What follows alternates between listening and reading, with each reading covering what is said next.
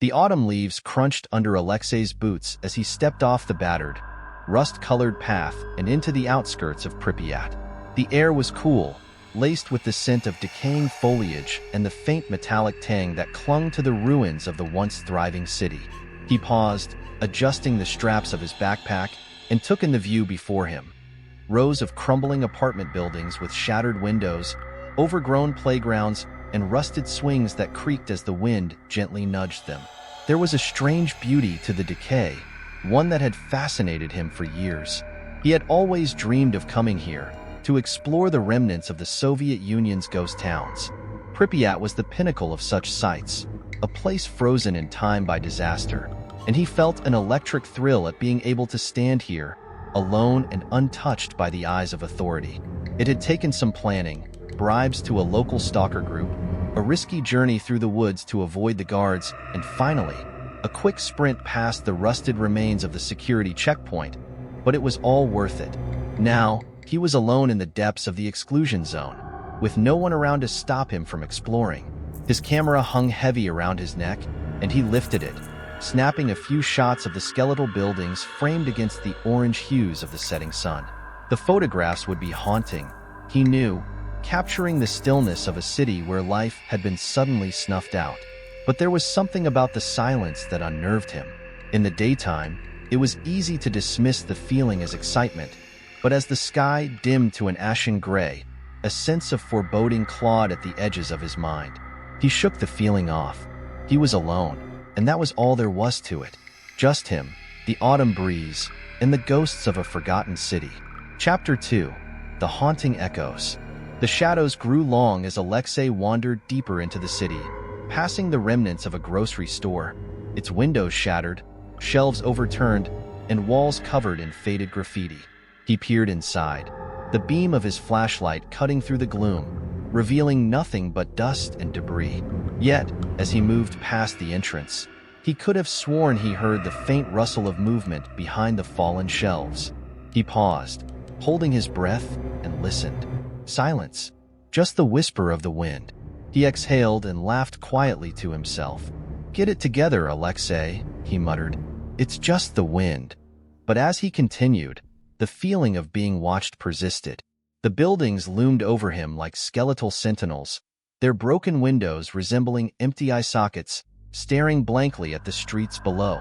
Alexei tried to focus on his photography, on the eerie beauty of the decay, but each click of the camera seemed louder than the last, echoing off the walls and making the silence feel all the more oppressive.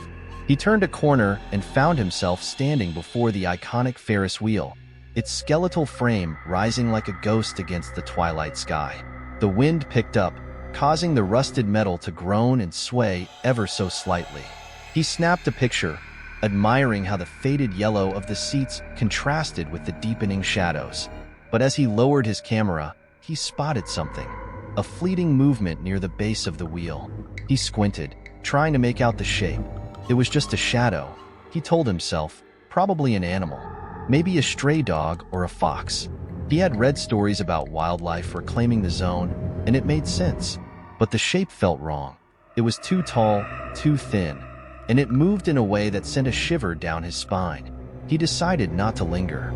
The shadows were playing tricks on him. He needed to find a place to set up camp before night fully descended.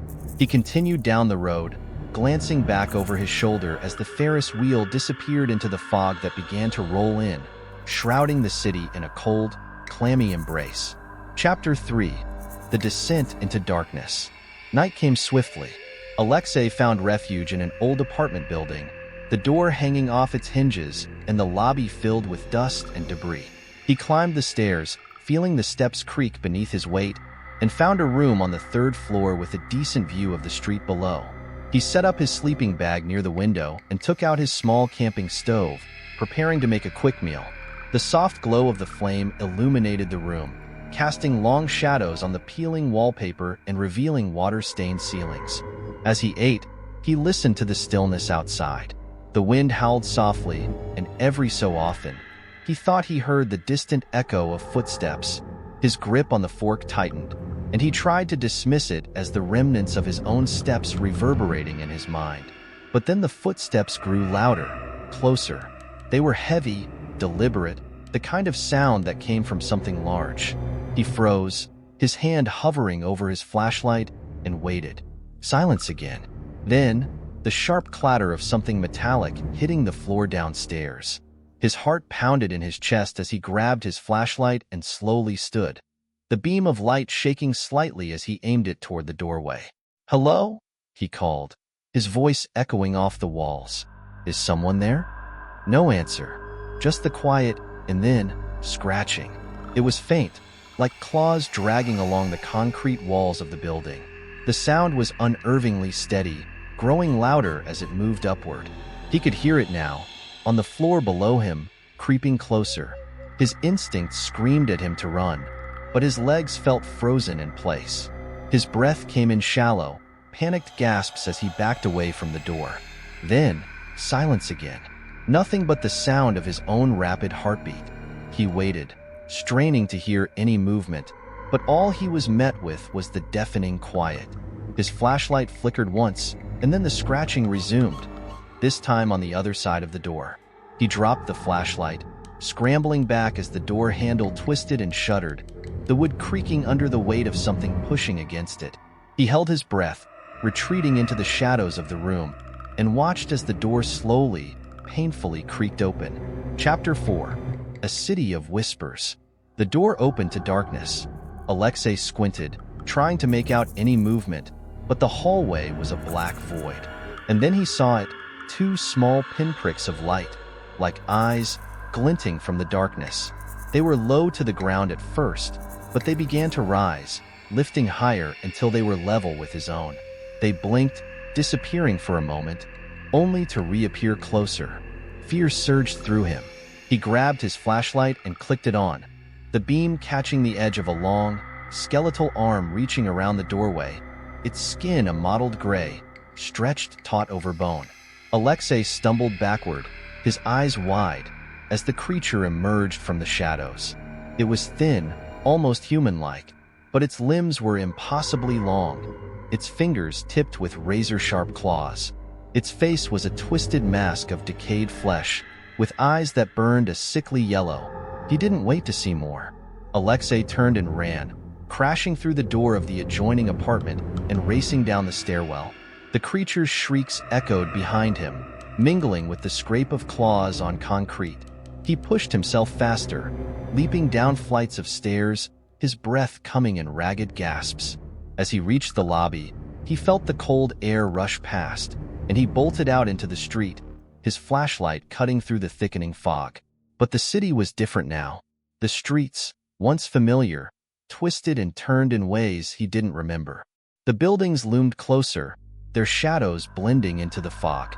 He could hear whispers now, dozens of them, floating through the air like ghostly echoes. Chapter 5. The Final Chase. He ran, his footsteps echoing against the pavement, but no matter where he turned, the whispers followed, growing louder. The creatures were not alone. Shapes moved through the fog, slithering, crawling, and stalking him from every direction. Alexei's mind raced, panic blurring his vision. He needed to find a way out, a road that led back to the checkpoint, but everything was a maze. He stumbled, falling to his knees in front of the Ferris wheel. It loomed over him, its metal frame a skeletal silhouette against the shroud of fog. The whispers were closer now, surrounding him. He felt cold claws brush against his skin, and he screamed, scrambling to his feet and running once more, but his path was blocked. The creatures encircled him, their eyes glowing in the mist. He reached for his camera, desperate, and snapped one final photo. The flash illuminated the darkness for a brief moment, capturing their distorted faces, mouths open in a silent scream. The fog swallowed him whole, and his flashlight flickered, casting twisted shadows. His scream echoed through the empty city, and then there was silence. The fog thickened, and the Ferris wheel stood still, watching.